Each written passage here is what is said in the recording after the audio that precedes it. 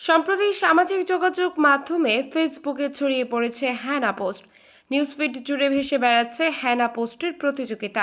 বৃহস্পতিবার 30 অক্টোবর রাত 12টার দিকে শুরু হওয়া বেশিরভাগ পোস্টে এ ধরনের ছবি প্রকাশের কোনো কারণ উল্লেখ করা নেই।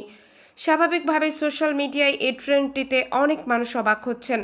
প্রকৃতপক্ষের পেছনে কারণ কি, কারা হ্যাঁ কারা না এর পক্ষ নিচ্ছেন অথবা কেনই বা নিচ্ছেন, সব মিলিয়ে যে প্রসঙ্গটি আলোচনায় এসেছে তা হলো গণভোট। জুলাই জাতীয় সনদ বাস্তবায়নে জাতীয় ঐক্যমত কমিশন যে সুপারিশ সরকারকে দিয়েছে তা নিয়ে মিশ্র প্রতিক্রিয়া সৃষ্টি হয়েছে। বিএনপি জাতীয় নির্বাচন ও গণভোট একই দিনে আয়োজন করার বিষয়ে অনুরোধ। জামায়াতে ইসলামী চায় নভেম্বরে গণভোট।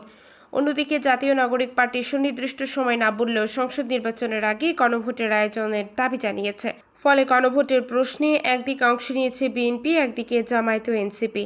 আর এই সিদ্ধান্তের বহিঃপ্রকাশটি হলো হ্যাঁ এবং না ছবি পোস্ট করা। ছাত্রদলের সাধারণ সম্পাদক নাসির উদ্দিন নাসিরও এই ক্যাম্পেইনে অংশ নিয়েছেন।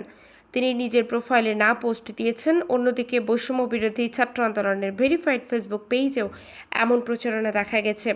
তারা হ্যাঁ লিখে একটি পোস্ট করেছেন। এরই মধ্যে জাতীয় ঐক্যমত কমিশন প্রধান উপদেষ্টা অধ্যাপক ডক্টর মোহাম্মদ ইউনূসের কাছে জুলাই সনদ বাস্তবায়নের সুপারিশমালা হস্তান্তর করেছে। কমিশনের সহসভাপতি ডক্টর আলী রিয়াজ জানিয়েছেন, জাতীয় নির্বাচনের আগে অথবা নির্বাচনের দিন গণভোট আয়োজনের সুপারিশ করা হয়েছে এবং এই বিষয়ে দ্রুত নির্বাচন কমিশনের সঙ্গে আলোচনার তাগিদ দেওয়া হয়েছে।